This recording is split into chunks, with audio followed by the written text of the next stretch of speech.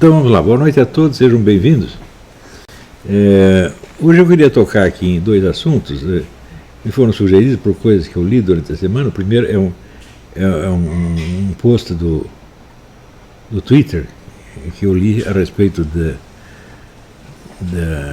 chamado poder secreto, né? Como diz o Armindo Abreu, poder secreto com ponto de exclamação, poder secreto, né? E o outro é algo que eu li no livro aqui do Christopher Calder, The Age of Entitlement, que é um interessante estudo sociológico sobre a decadência americana. Se eu puder comentar as duas coisas, eu comento. Eu vou começar pelo negócio do post aqui, que ilustra perfeitamente como não se deve abordar um assunto desse tipo, né? O post é colocado online por um cidadão chamado Alessandro Vieira dos Reis, que elogia muito o post não é dele. Uma vez perguntaram algo assim sobre: você acredita na existência de um grupo de famílias metacapitalistas que controla o mundo de maneira extremamente discreta em prol de ideais próprios?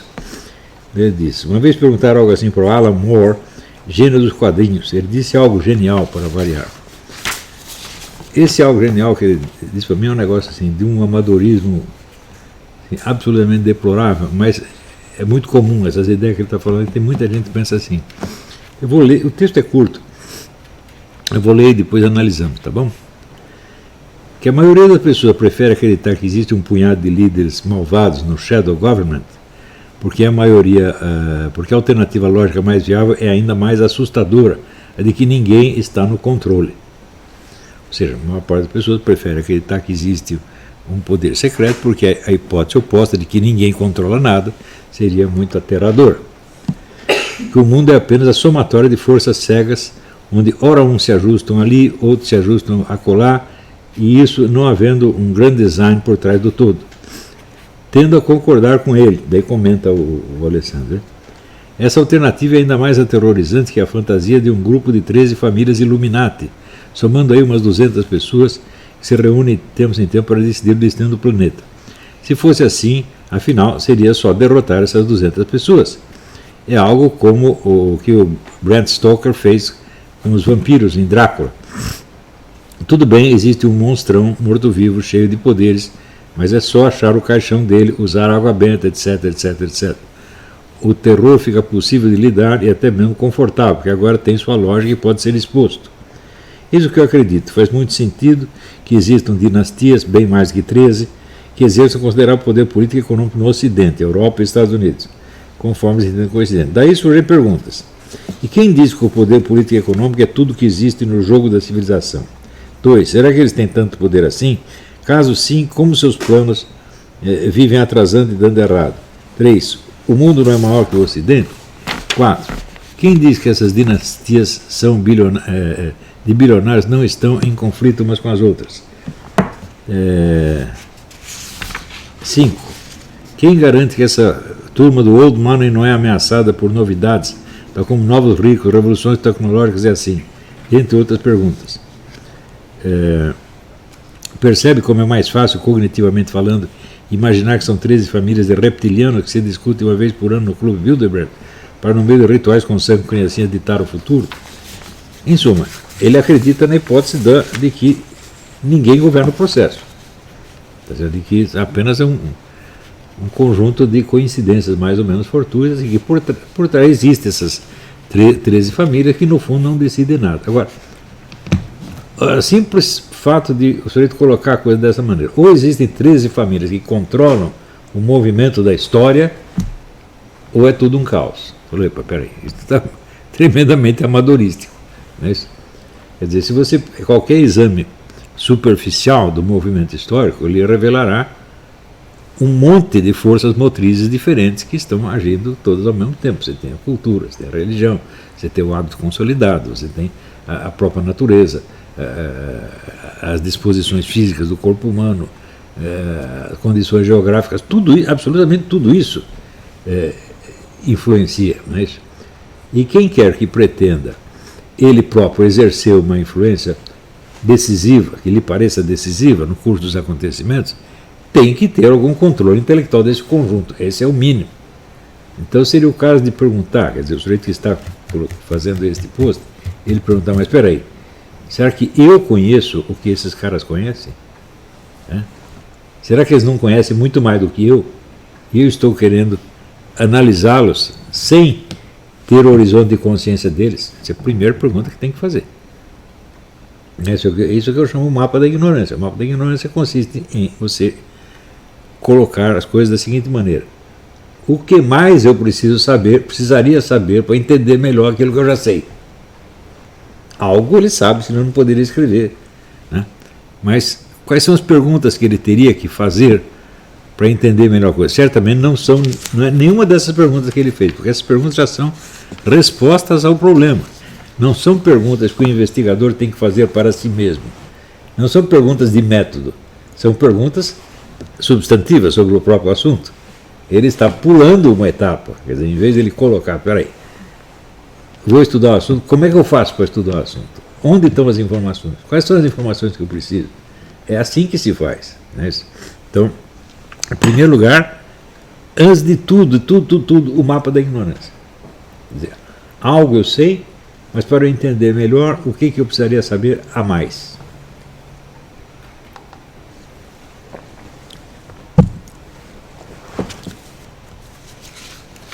E segundo, você nunca pode partir para o estudo de um problema já levantando duas hipóteses opostas que dão respostas globais para o assunto. Não dá para abordar assim. E sobretudo porque, se fosse um mero problema de lógica, você poderia tratar assim. Porque você tem um A e tem um não A. Ou é um A ou é um não A. Ou é um A ou é o contrário de A. Tá certo?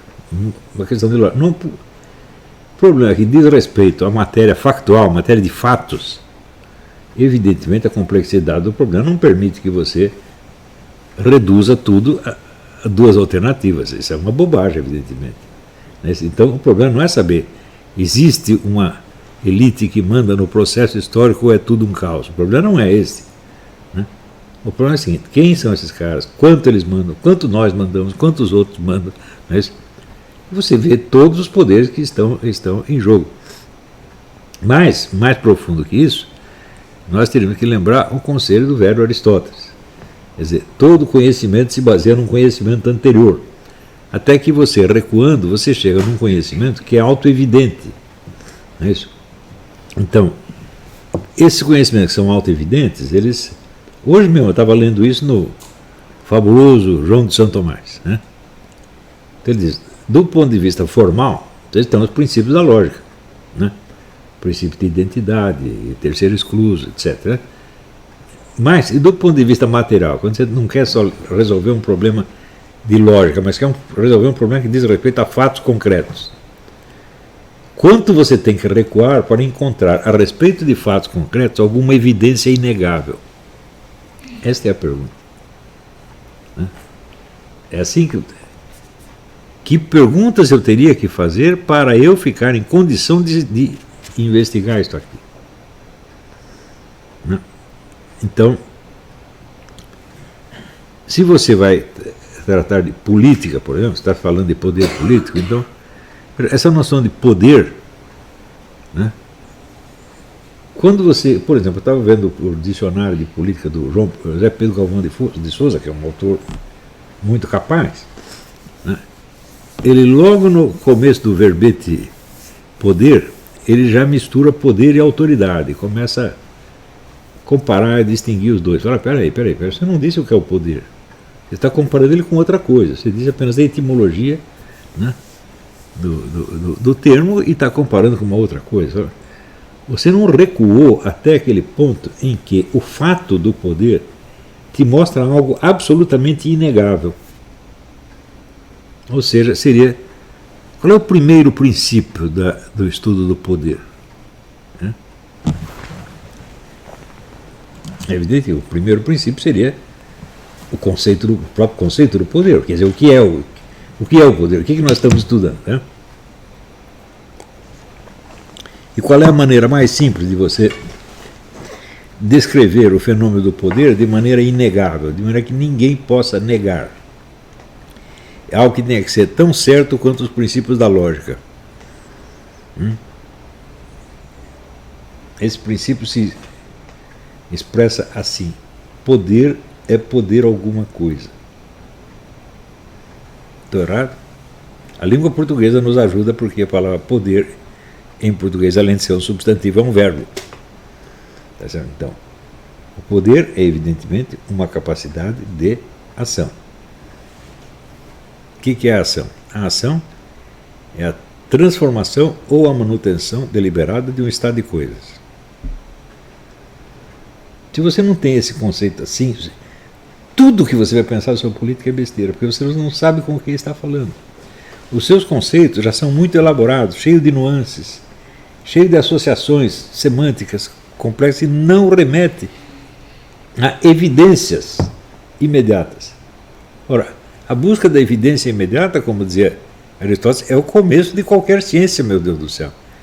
Quer dizer, isso não é o fim da ciência política, isso é o começo da ciência política. Eu vou explicar isso melhor no curso que eu vou dar. Né?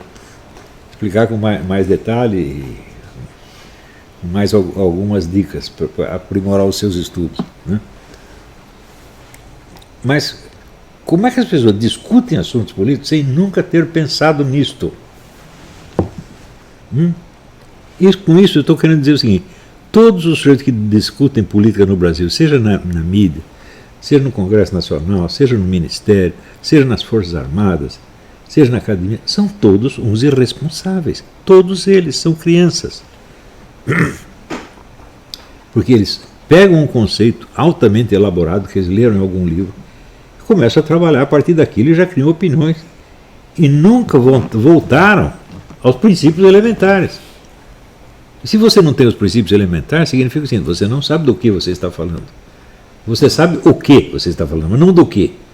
Ou seja, você sabe o signo e o significado, mas você não sabe o referente.